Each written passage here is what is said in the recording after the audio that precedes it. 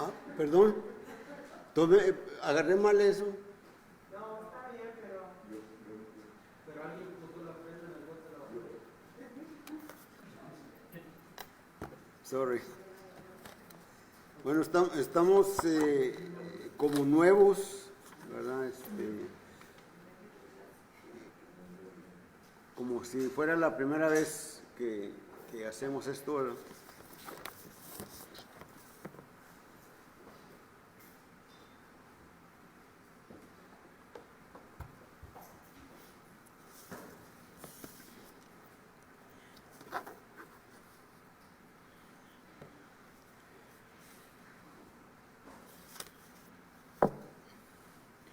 Una de las cosas que debemos de interesarnos, aunque a veces lo pasamos por alto como es tan normal, y tiene que ver con la conversión, es decir, entendiendo por conversión a la persona que se convierte. Es decir, en este caso, que se convierte a la iglesia del Señor, ¿verdad? Porque se pueden convertir en otras muchas cosas.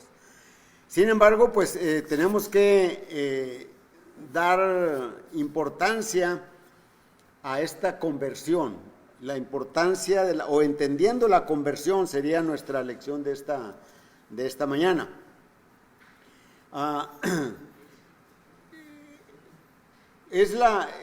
Prácticamente la conversión es la enseñanza del Nuevo Testamento acerca del plan de salvación, en el que hay solamente dos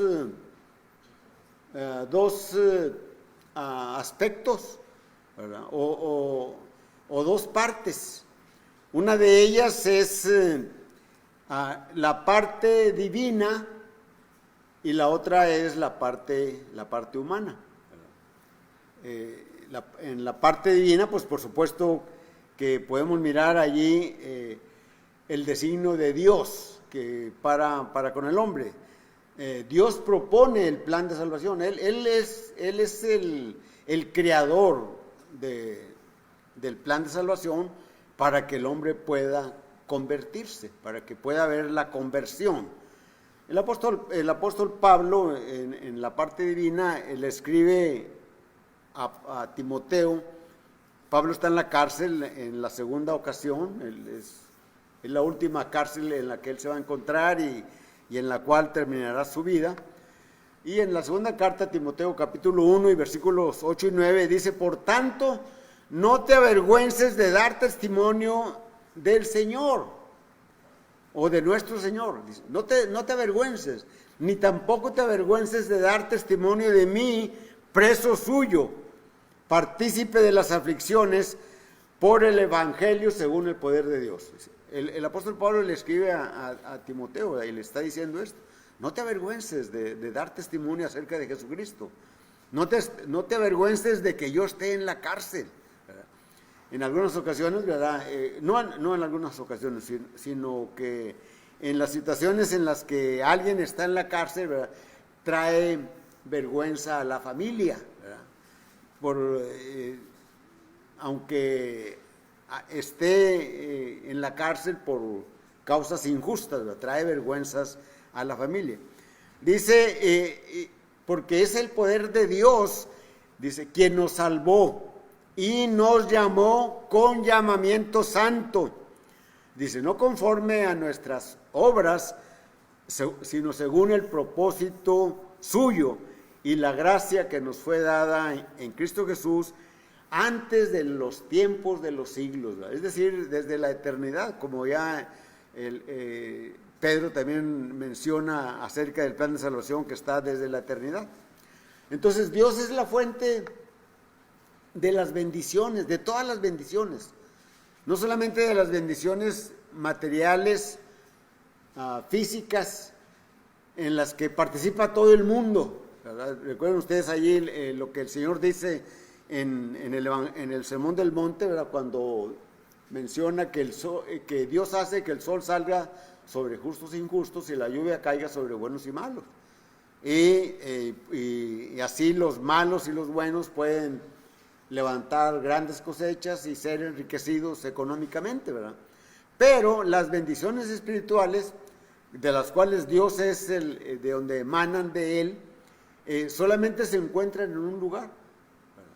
El apóstol Pablo escribe a los Efesios en el capítulo 1 y versículo 3, ¿verdad? Cuando dice: bendito sea el Dios y Padre de nuestro Señor Jesucristo, que nos bendijo con toda bendición espiritual en los lugares celestiales en Cristo.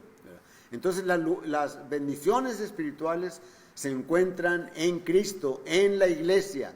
La iglesia la forma el hombre, cada uno de nosotros, cada persona, somos la iglesia, formamos la iglesia, y la iglesia es el cuerpo del Señor. Y somos salvos por gracia, ¿verdad? Somos salvos por gracia. En Efesios capítulo 2, versículo 5, escribe el apóstol: aún estando muertos en pecados, nos dio vida juntamente con Cristo. Dice: por gracia sois salvos. Ya desde el versículo 1 del capítulo 2 de Efesios está diciendo: y Él os dio vida a vosotros cuando estabais muertos en vuestros delitos y pecados, en los cuales anduvimos en otro tiempo, siguiendo la corriente de este mundo. Éramos por naturaleza hijos de ira, lo mismo que los demás. Pero sin embargo, Él aún estando muertos, dice el versículo 5, en nuestros pecados nos dio vida juntamente con Cristo. Es decir, está hablando de Dios. Por Cristo, por gracia sois salvos. ¿Qué entendemos por gracia? Ya lo hemos mencionado en muchas ocasiones. Y generalmente gracia la definimos como un regalo dado sin merecerlo. La persona, sin merecerlo, la persona se le da el regalo. Y la salvación es un regalo que no merecemos y que nos lo da Dios, pero a través de Jesucristo. Por eso Juan 3:16 dice: de tal manera amó Dios al mundo que ha dado a su Hijo unigénito, para que todo aquel que en Él crea no se pierda, mas tenga vida eterna. Es por gracia, ¿verdad? La gracia viene siendo el conocimiento que Dios da al hombre para estar con Él, y al mismo tiempo el conocimiento para que el hombre no se pierda. Y lo podemos entender más con el arca de Noé. Dios le ha dicho al mundo por medio de Moisés que va a destruir todo por un diluvio. La gente no le cree, ¿verdad? Y no le creyó a Noé, ¿verdad?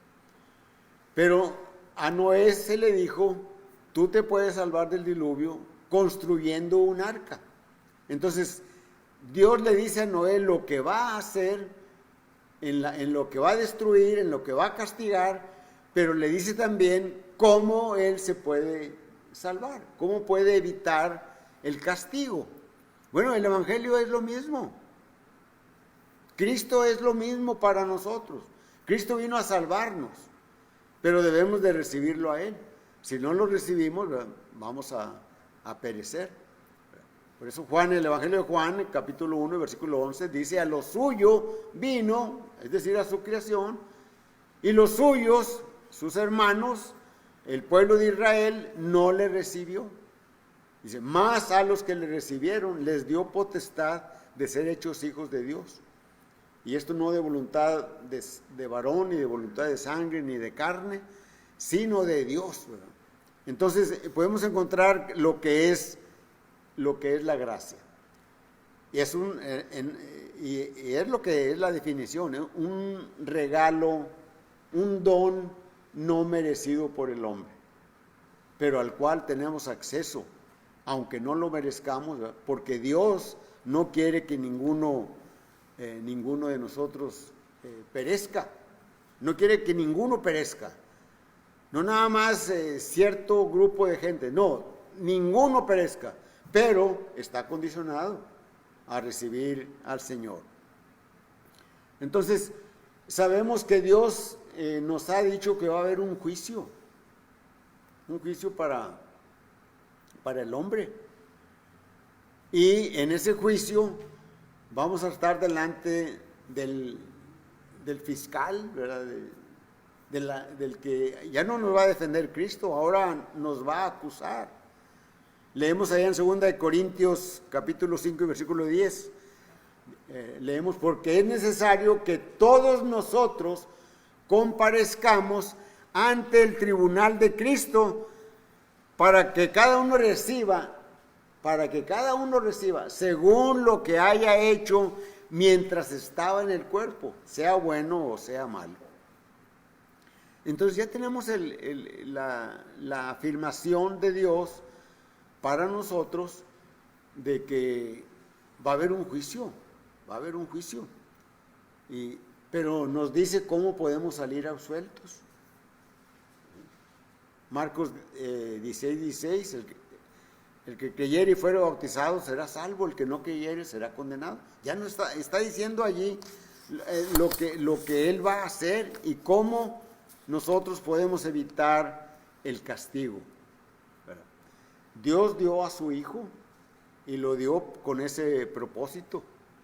Recordamos a José, que se le había dado a María por esposa, ¿verdad? Pero antes de juntarse con ella, antes de realizar el matrimonio, ¿verdad? Él se dio cuenta que ella estaba embarazada, y como era un hombre justo, noble, ¿verdad?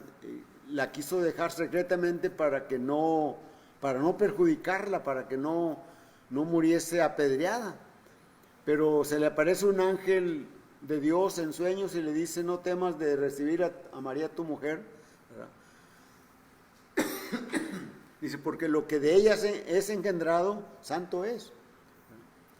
Y el versículo 1 de 21, del capítulo 1 de Mateo, dice: y María tendrá un hijo y le pondrás por nombre Jesús, porque él salvará a su pueblo de sus pecados. Él salvará a su pueblo de sus pecados. ¿Quién es su pueblo? Todo el que le recibe. Entonces, encontramos, ¿verdad?, que Jesús viene a este mundo, inicia su ministerio siendo como de 30 años, de acuerdo con lo que dice el Evangelio de Lucas. Celebra, después de su ministerio, al terminar su ministerio, lo termina con la celebración de la Pascua, que hace unos momentos estábamos platicando, que le preguntan a Jesús: ¿dónde quieres que preparemos la Pascua para que la comas? ¿verdad? Entonces, en esa Pascua, Él establece el nuevo pacto, ¿verdad? Un pacto en el que todo pacto, ¿verdad?, era sellado con sangre, ¿verdad? Cuando hemos leído lo del tabernáculo, cuando hemos leído lo de los sacerdotes, cuando hemos leído de los pecados y los sacrificios que se hacían, todo era con sangre, ¿verdad? Y en Mateo 26:28, no sé si esta es la cita que se leyó cuando participamos de la mesa del Señor, en el versículo 28 dice: porque esto es mi sangre del nuevo pacto, que por muchos es derramada para remisión de los pecados. ¿verdad? Entonces, aunque Jesús murió por todos, aunque Jesús derramó la sangre por todos, en ese momento por los que viven en ese presente, ¿verdad?, pero también la derrama por nosotros a 2000 años de distancia, ¿sí?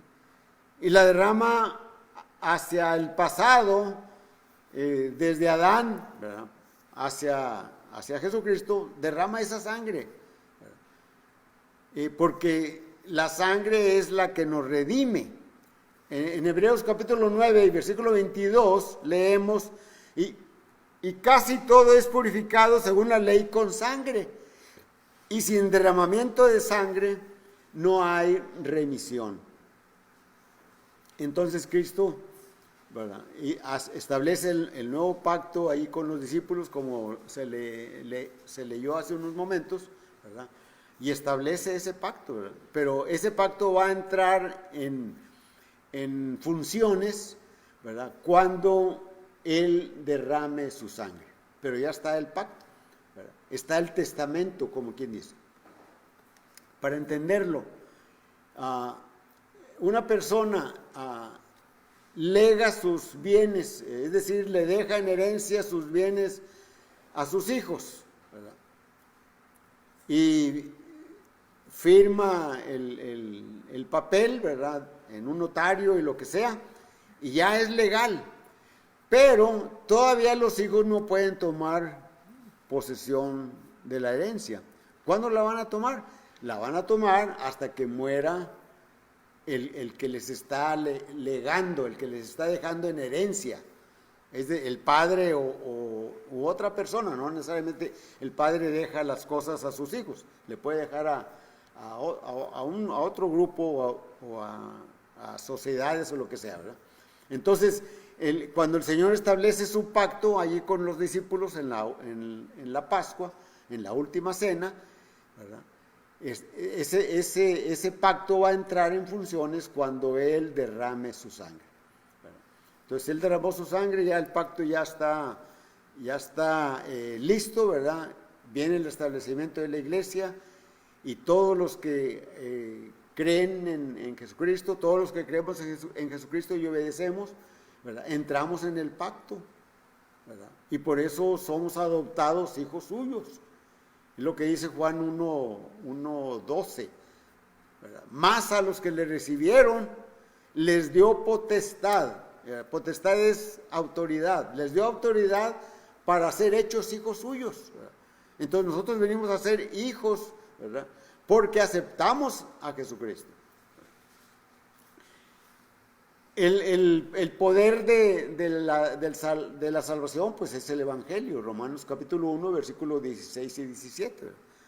Pablo dice: no me avergüenzo del Evangelio porque es poder de Dios para salvación. Entonces, así a grandes rasgos, estas son todas las afirmaciones o todas las partes que la parte divina ofrece, y cada una de ellas es necesaria, ¿verdad?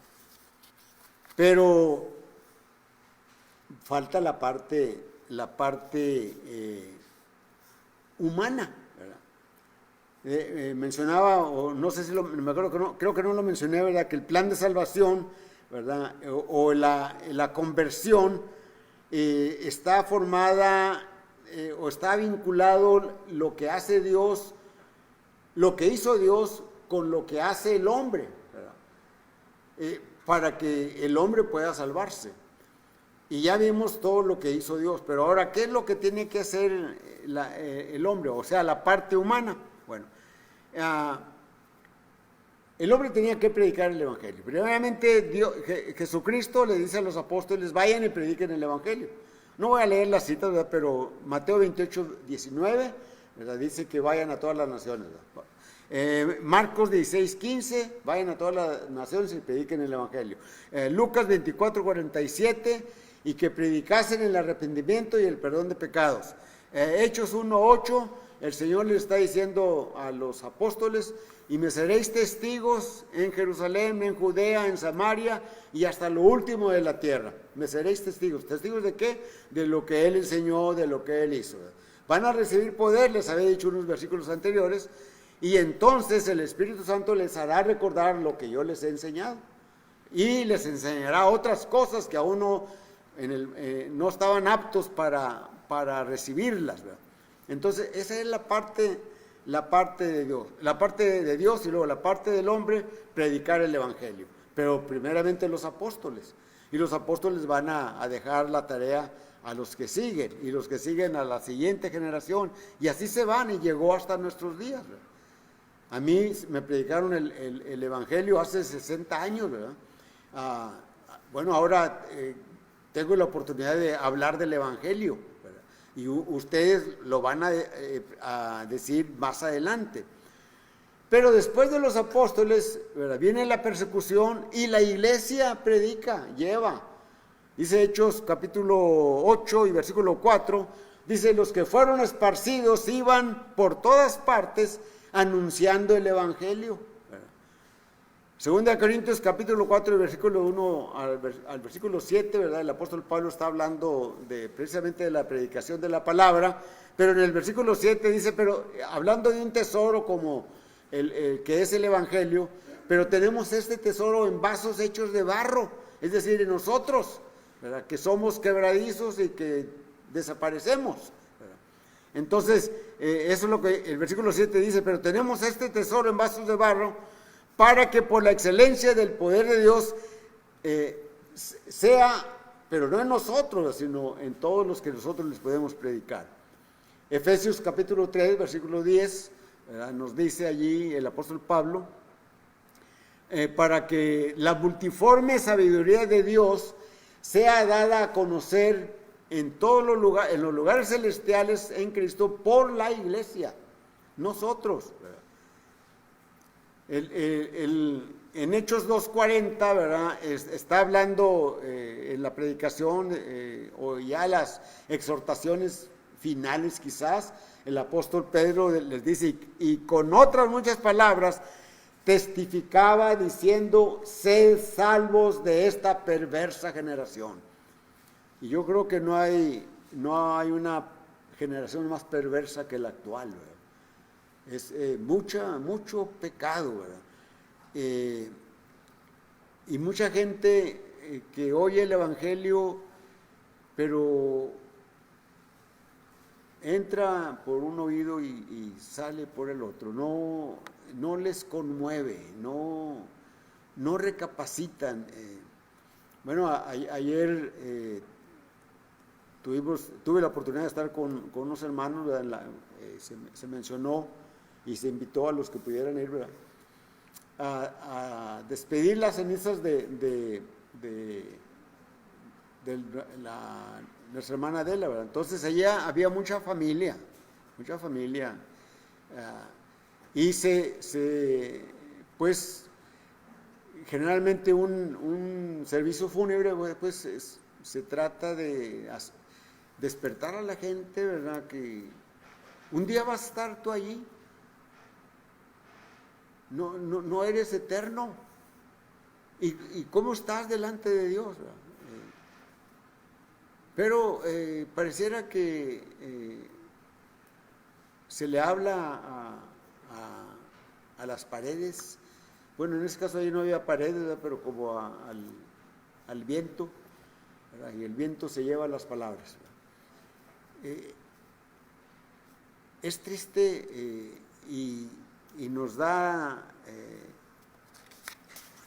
¿por qué no reaccionamos? ¿Cómo viene ya miramos aquí, estamos mirando aquí cómo el Señor Jesucristo le da la gran comisión a los apóstoles, los apóstoles después a los discípulos, se establece la iglesia y luego la iglesia va distribuyendo o derramando el evangelio a los inconversos, ¿verdad? ¿Cómo viene el inconverso? Como llegué yo, como llegaste tú. Oímos el evangelio, ¿verdad? Nos arrepentimos, ¿verdad? Confesamos que Jesucristo es el Hijo de Dios, lo aceptamos dentro de nosotros, Él es mi Salvador, y lo obedecimos y nos bautizamos. Fuimos sumergidos en las aguas del bautismo, y de esta manera venimos a ser parte del cuerpo del Señor. Pero no queda allí nuestra situación, tenemos que permanecer firmes y constantes, ¿verdad? El apóstol Pablo en 1 Corintios 15, 58 dice que nuestro trabajo en el Señor no es en vano, ¿verdad? Y se nos exhorta a que vivamos hoy para Cristo como si fuera nuestro último día, porque mañana no existe. Tenemos que ser fieles hoy, tenemos que glorificar a Dios, glorificar a Cristo hoy. Lo podemos glorificar en nosotros, con nuestra conducta, con nuestro comportamiento, ¿verdad? Eso es responsabilidad de cada uno de nosotros. Pero ya miramos la parte divina, la parte humana. Pero ahora miramos en esta parte humana, ¿por qué unos aceptan y por qué otros rechazan el Evangelio? Miramos en las Escrituras un ejemplo, ¿verdad?, de uno que aceptó el Evangelio. Y todos conocemos la historia del eunuco, ¿verdad?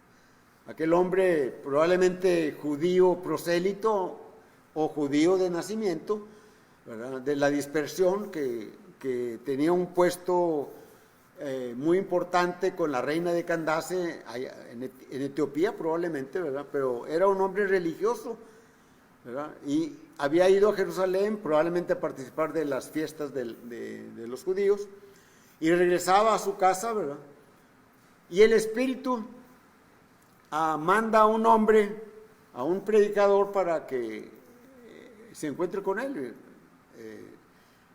y le dice que le hable del Evangelio, ¿verdad? Ve, acércate a ese carro. ¿Para qué se va a acercar a ese carro? Para que hable con él. ¿Entienden lo que lees? No, pues cómo, de quién está hablando, etcétera. Sabemos esa parte de la historia. Y al final encontramos, ¿verdad?, que ese hombre le dice a Felipe: ahí hay agua, ¿qué impide que yo sea bautizado? Si crees de todo corazón, bien puedes. Creo que Jesucristo es el Hijo de Dios. Manda parar el carro, descienden al agua, lo bautiza, salen del agua, y el Espíritu de Dios se lleva a Felipe a otro lado, lo impulsa, y el eunuco se va gozoso. Ese hombre se le predicó el Evangelio y lo aceptó y lo recibió, y se fue gozoso por su camino. Pero tenemos también y aquí nos podemos hacer varias preguntas. ¿Cristo murió por el eunuco? Sí, como murió por todos nosotros. ¿El Espíritu Santo qué hizo? Fíjate, tenemos a Cristo. ¿El Espíritu Santo qué hizo? El Espíritu Santo mandó para que Felipe le predicara el Evangelio. ¿Dios qué hizo? Dios mandó a su Hijo para morir por todos. Entonces tenemos lo que hace la divinidad, ¿verdad? El Padre manda al Hijo, ¿verdad? El Hijo se sacrifica por la humanidad, y el Espíritu manda a aquel hombre predicador para que haga su obra, ¿verdad? Entonces miramos que el eunuco recibió todo eso, algo completo. Pero miramos al rey Agripa. Esto está en el libro de los Hechos, capítulo 26, y prácticamente del versículo 2 al versículo 27. No vamos a leer las lecturas. Lo que queremos mirar es la reacción de Agripa. ¿Qué hizo Dios por Agripa? ¿Dios lo amaba? Indudablemente que sí, porque la Escritura dice: Dios no quiere que ninguno perezca, sino que todos procedan al arrepentimiento. ¿Cristo murió por el rey Agripa? Sí, porque Cristo vino a morir a este mundo para salvar a todo lo que se había perdido. A Agripa se le predicó el Evangelio que fue revelado por el Espíritu Santo. Sí. Entonces, si encontramos todo esto, ¿cuál es la diferencia, verdad, entre el eunuco y el rey Agripa? Uno es convertido, el otro no se convierte. Uno es el eunuco y otro es el rey. Entonces, la diferencia no consistió en que solamente se le dio oportunidad al eunuco. No, también tuvo la oportunidad el rey Agripa. Nuestro Señor Jesucristo murió tanto por el eunuco como murió por Agripa, por el rey Agripa, y por muchos, ¿verdad? Por todos, murió por todos. Dios quiere la salvación de los dos, ¿verdad? O nada más quería la del eunuco. No, Dios quiere la salvación también del rey Agripa. Incluso el rey Agripa, ¿qué le dice a Pablo? Por poco me persuades a ser cristiano. ¿Sí? Por poco me persuades. Entonces, miramos que la diferencia, ¿en qué consistió? Perdón. La diferencia consistió en que el eunuco aceptó y obedeció el evangelio. El rey Agripa oyó el evangelio, pero no lo aceptó, no se arrepintió. Entonces, miramos como conclusión, ¿verdad?, que si tú, aquí ahorita, algunos, jóvenes sobre todo, si no eres cristiano, si no eres salvo, no es porque Dios no quiera que tú te salves. No es porque Dios no quiera que tú seas partícipe del evangelio. No es por eso.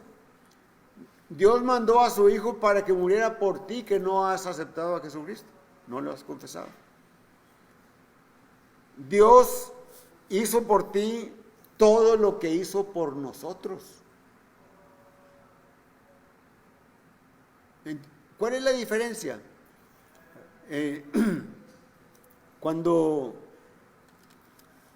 Y generalmente en los sepelios, ¿verdad?, cuando estamos con los deudos, ¿verdad?, y con aquellos familiares, amistades, compañeros de trabajo, ¿verdad?, por respeto a aquella familia, se reúnen, ¿verdad?, ¿cuál es el propósito de ellos? ¿Verdad? El propósito es llevar consuelo, llevar fortaleza a la familia que está doliente, ¿verdad? Y en lo personal yo lo puedo decir, ¿verdad? Hace más de 60 años murió un hermano mío de leucemia.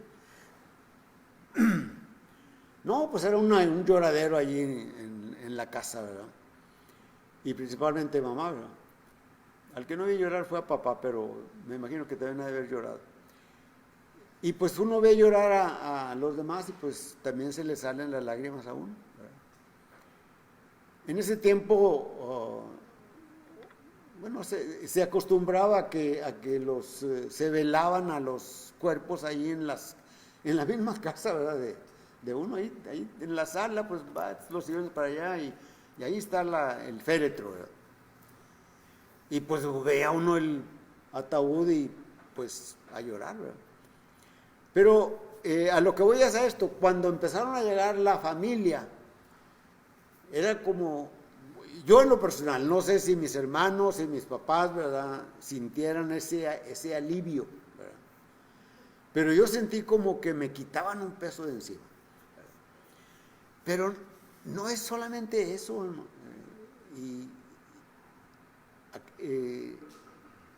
aquellos que acompañan a los dolientes, ¿verdad?, y si oyen algo del evangelio, ¿verdad?, y si oyen de que un día también van a estar allí, estarán en un ataúd, ¿verdad?, también, y si se les habla, si se les exhorta acerca de ¿cómo estás tú delante de Dios? ¿A dónde crees que vas a ir? Que vas a estar cuando Dios te llame a la presencia de Él. ¿Dónde vas a estar? No se ponen a pensar en eso. Pero creen que no son pecadores, ¿verdad? Y que alguien va a orar por ellos y pues van a ir directo al cielo, ¿verdad? Y de una manera general, allá está descansando, ya está con Dios. ¿Cómo dicen eso, verdad? ¿Estará con Dios? ¿Estará ya descansando?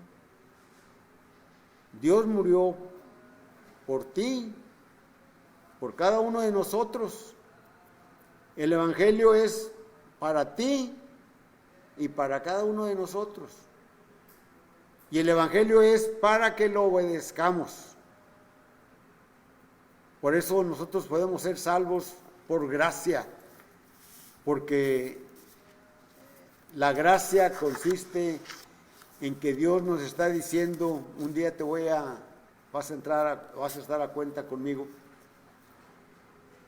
¿Y cómo estarás? ¿Cómo estás delante de mí? Ahorita el Señor intercede por nosotros, ahora que somos miembros del cuerpo del Señor. Pero Satanás siempre está tratando de hacernos caer, de hacernos que fallemos, de hacernos que seamos infieles. ¿Qué dices tú de ti mismo? Dios predicó el Evangelio se predicó por ti. La cruz, ¿verdad?, de Cristo, en la cruz de Cristo, en lo que Él hizo en esa cruz, encontramos nuestra salvación. Vamos a cantar el himno 206. La invitación es la exposición de la palabra. 206. La cruz me guiará. Al Calvario solo Jesús ascendió, llevando pesada cruz, y al morir en ella al mortal dejó un fanal de gloriosa luz. La cruz solo me guiará, la cruz solo me guiará a mi hogar de paz y eterno amor. La cruz solo me guiará. En la cruz el alma tan solo hallará la fuente de inspiración. Nada grande y digno en el mundo habrá que en la cruz no haya aprobación. La cruz solo me guiará, la cruz solo me guiará a mi hogar de paz y eterno amor.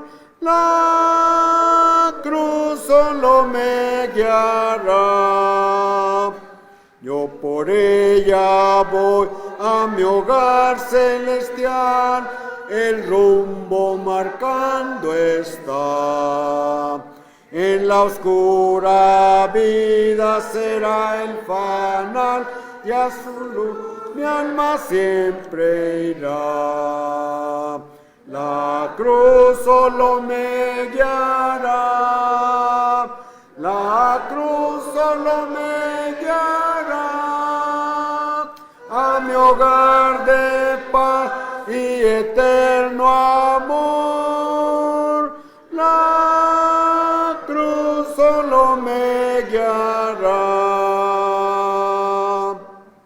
Dios los bendiga. Vamos a despedirnos con una oración.